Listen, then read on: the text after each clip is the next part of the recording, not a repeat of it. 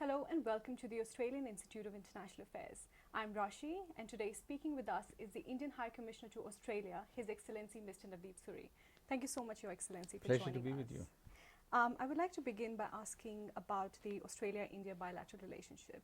What are the current priorities for India when it comes to its relationship with Australia, and how do you think we can move beyond trade and commerce and push for opportunities in other areas such as defense, culture, people links, etc.?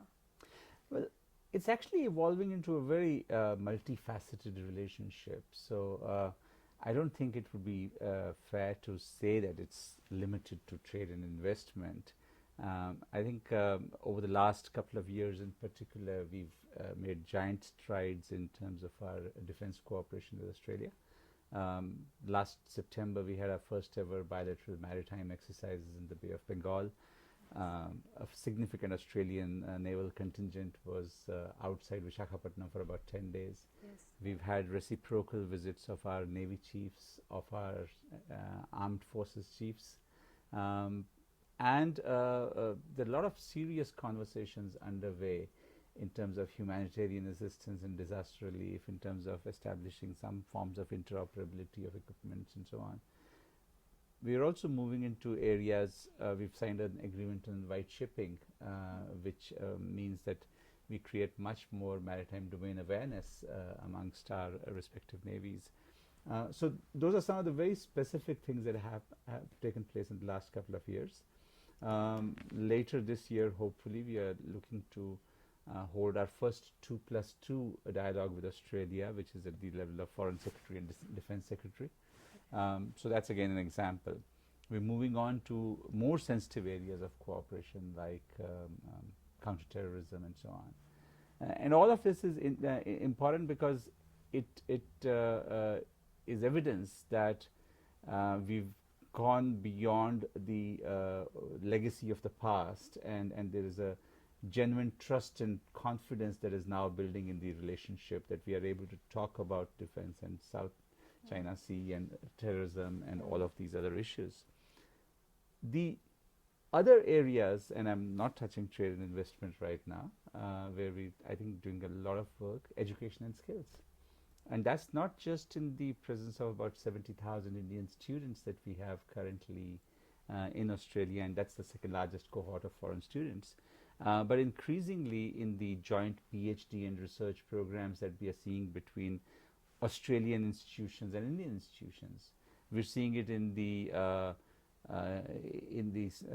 Australia-India Strategic Research Fund, which is supported by a $60 million grant by each country, and they are supporting almost 240 research projects in key areas: nanotechnology, biotechnology, clean coal technologies, and so on. So there's a lot happening in that field of education, higher education, research and development, and so on. We're particularly keen to work with Australia in the area of skills development. Australia is seen in India as a world leader when it comes to vocational education. And if we have to really reap the demographic dividend that we are poised for, then we've got to implement the Prime Minister's Skill India initiative. And for that, we look at Australia along with perhaps Germany and Canada as key partners to upskill people in a whole range of technical vocations. So both at the federal level and at the state level, both with the TAFEs and with vocational education institutions, we've got multiple conversations that are going on, and some of them are already present in India today. The third big area that I see a lot of potential in is the broad field of sustainable management of water resources, and particularly development of river basins. We've just embarked on this this program, and Australia has almost a century's experience with the interlinking of the Murray-Darling river basins. So we're having some fairly serious high-level conversations with Australian experts on not just what to do, but what not to do in terms of can we avoid mistakes that Australia may have made in terms of environmental impact, etc. So in Orissa, for example, the interlinking of the Brahmani and Baitarani river basins is taking place with Australian expertise. That's just another area. And coming finally to trade and investment, I believe that the bilateral trade is below par. I believe that both countries can do more. Certainly from the Australian side, there's the need to diversify its basket of goods and services that is exported to India. Today we see that basically 4 or 5 commodities dominate Australian export to India, even though India has a relatively more diversified basket. Yeah. We think that there's a lot of potential to grow investment flows both from India to Australia and vice versa. An area that I'm particularly keen on is to see whether we can encourage Australian superannuation funds to make long-term investments in Indian infrastructure. Okay. So as you can see, it's a very broad-based relationship. It is. Thank you for that excellent account of the relationship. You also know that you might be aware of how the two governments are trying hard to finalize the comprehensive economic cooperation agreement, and it's said that this agreement is much wider in scope than any simple free trade agreement, as it also encourages economic exchanges such as investment and movement of people. What are the sticking points that are causing the logjam in pushing through this agreement?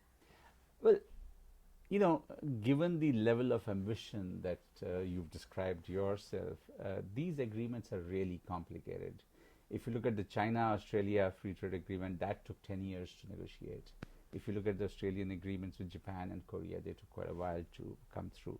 Because when you talk about tariff reductions, you're talking about maybe 20,000 different product categories, and each has to be negotiated line by line to make sure that the interests of both countries are protected. Some of these negotiations become particularly complex when you are looking at a relationship between a highly advanced economy like Australia and a developing economy like India. And so, you know, the challenge of establishing meeting ground so that there's a mutuality of benefits is that much harder.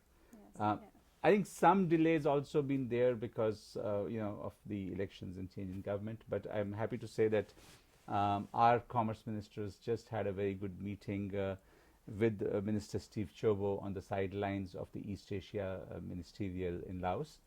And they're going to start picking up the threads now that there's a new government and a new minister in place. And we hope that it's a process that we can carry forward. Great. As you were speaking of the Indian diaspora in Australia, and as you know that they're the second largest contributor to the total income generated by migrants in Australia, and are also the second most important source of international students after China. But as you know, all too often Indians are treated as cash cows rather than as potential assets to the country. How, in your view, what should be done to sort of facilitate the integration of Indian migrants and students into the Australian economy and its society? I think you touch upon a fairly sensitive point, and it doesn't lend itself to an easy or a simple response, because yes, the one aspect of this, the fact that 70,000 Indian students coming from a country with a $1,500 income per capita income are subsidizing education in a country with a $67,000 per capita income, it seems a bit odd. But you know, maybe we should have done more to develop our own higher education facilities so that not as many of them travel overseas. But the point that once they are here, they should be able to get opportunities is a very valid one. And one of the things that we've started, in fact, yesterday here in Canberra, we had the annual luncheon of the Australia-India Business Council, and the head of the Canberra Business Chamber was present there as well. Okay. And I did tell her that one of the persistent elements of feedback in my conversations with Indian students is that they find it hard to get relevant internships, which in turn inhibit them from getting relevant job opportunities. And it's something that they've taken on board. And it's something that we will continue to pursue, not just with chambers like the Australia-India Business Council, but also with Canada Business Chamber or the New South Wales Chamber or others, so that we can, there's no reason why somebody who's doing an MBA degree or a project management course or a engineering program or computer science or international relations shouldn't be able to find internship opportunities. Okay, that's good news for me because I myself I'm an international student. Could you also now briefly tell us about Confluence, the gala event Australia is organizing with India's partnership? I would change it around. It's India that's organizing Okay. the event with some support from Australia. This was a festival announced by the Prime Minister of India, Mr. Modi, when he came here in November 2014. We've been working on it for almost a year now. I think what we are putting together is the largest ever Indian festival in Australia, over a 3-month period covering 7 cities. And we're delighted that we've been able to get support for this festival, which is really principally sponsored by India's Ministry of Culture and the Indian Council for Cultural Relations. But we're delighted that we've been able to get some support from Department of Foreign Affairs and the Australia-India Council and from the Department of Arts. But also at the state and city council level, for example, the government of New South Wales or the Brisbane City Council or Victoria or Western Australia. They've all come on board very enthusiastically as partners. We've also partnered, for example, with the AIIA Festival in Adelaide to coincide some of our events. Okay. What we are trying to see is, can this festival be an annual feature of Australia's cultural calendar, not just a one-off.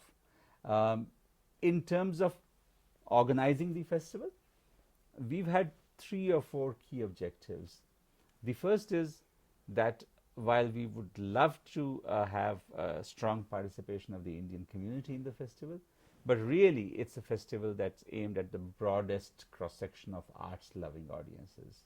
So every festival program that we are doing is at a premium mainstream venue, whether it's the Sydney Opera House or the Melbourne Recital Centre or the Canberra Theatre or the Her Majesty's Theatre in Perth or the Queensland Performing Arts Centre in Brisbane, so that we pitch it to people who love the arts.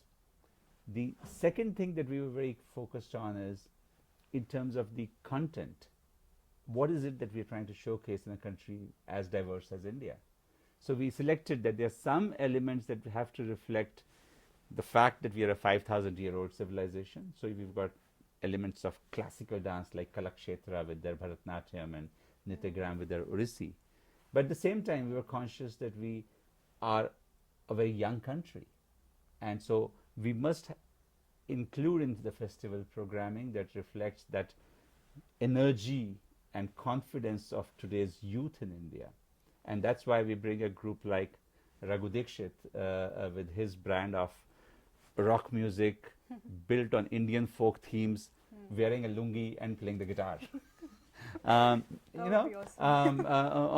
Or something like Sonam Kalra and her Sufi gospel project, which effortlessly blends traditional Sufi music with gospel music and even with a hint of jazz.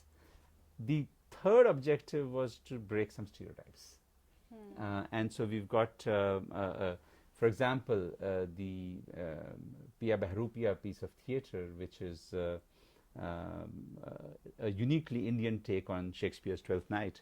And this was premiered at the Globe Theatre in London as part of 400 years of Shakespeare. And it shows a capacity of Indians to innovate and to their flair for comedy. And it's in the same spirit that we've got Ajit Nainan as India's leading political cartoonist coming here. In Canberra, he'll be in conversation with the Australian cartoonist David Pope. And again, I think it's important that we can do this, because after all, it's only in democracies that political cartoonists can have a field day and laugh at politicians and officials and diplomats and everybody else. So the festival program is really structured to present a cross-section of India. Well, I'm myself looking forward to this Confluence Festival. Thank you so much, Your Excellency, for speaking to us.